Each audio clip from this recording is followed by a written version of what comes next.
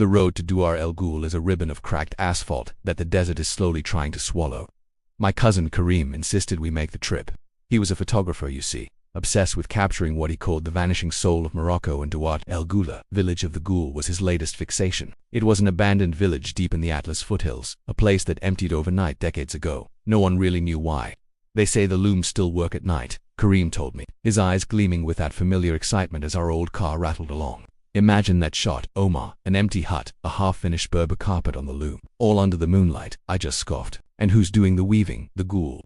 He just smiled, that mysterious smile of his. We arrived as the sun was bleeding across the horizon, painting the crumbling clay huts in shades of blood and rust. The silence was absolute, heavy. The only sound was the wind, whistling through empty doorways like a sad, forgotten song. This place felt heavy with stories it wasn't ready to tell. We found the largest hut, probably belonged to the village chief, and there it was, covered in a thick shroud of dust. A magnificent, half-finished carpet sat on a massive wooden loom. Its patterns were so intricate, a dizzying array of reds and blacks that seemed to squirm and writhe in the fading light. "This is it," Karim whispered, already setting up his tripod. "This is the heart of the story." As night fell, a deep cold settled into our bones. We built a small fire outside, sipping on mint tea from a thermos. The stars out here were brilliant, a glittering canopy untouched by city lights. It was almost peaceful. Around midnight, Karim announced he was going back inside to start his time-lapse shots, leaving me to tend the fire. And that's when I heard it. A soft, rhythmic, asterisk thump-thump, clack, asterisk thump-thump, clack, asterisk. It was unmistakable. The sound of a loom. My blood ran cold. I called out, "Karim, is that you being funny?" The only answer was silence. The sound stopped. I grabbed my flashlight, my heart hammering against my ribs, and cautiously stepped into the hut. Karim was standing by his camera, his back to me, perfectly still. "Karim," I said again, my voice trembling this time. He didn't turn. "She's beautiful, Omar," he murmured. His voice sounded distant. "Strange, the patterns. They tell a story." I shone my light onto the loom. I swear, a few more inches of the carpet had been woven. The new threads were a vibrant crimson red, almost glistening in the dark. It looked impossibly fresh. "Wet? Who's beautiful?" I asked, a wave of dread washing over me. "The weaver," he replied, still not looking at me. "She was just here. She said she needed one more color to finish the carpet, a final thread. That was it." I grabbed his shoulder, needing to spin him around, to shake him out of whatever trance he was in.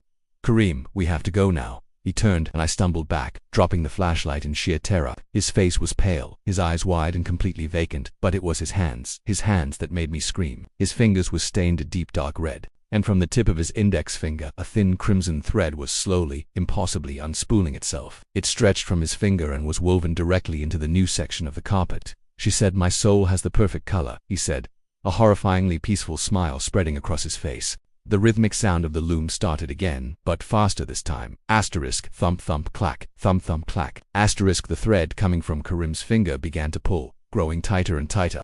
He didn't seem to notice. His vacant eyes were just fixed on the growing pattern on the carpet. And now, I could see the pattern.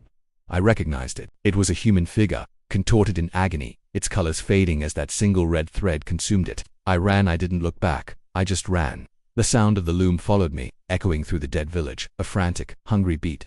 I could hear Karim's voice, no longer calm, but a thin, reedy cry that was quickly swallowed by the rhythmic clacking. I never saw Karim again. The police eventually went out there. They found his camera, its battery dead. They found the fire pit and the loom, but the carpet was gone. Sometimes, late at night, when the wind howls just right, I think I can hear it, a soft, distant, asterisk, thump-thump, clack, asterisk. And I know that somewhere, in a place that exists between our world and another, the weaver of Douar El-Ghoul is still working, and she is still searching for new colors.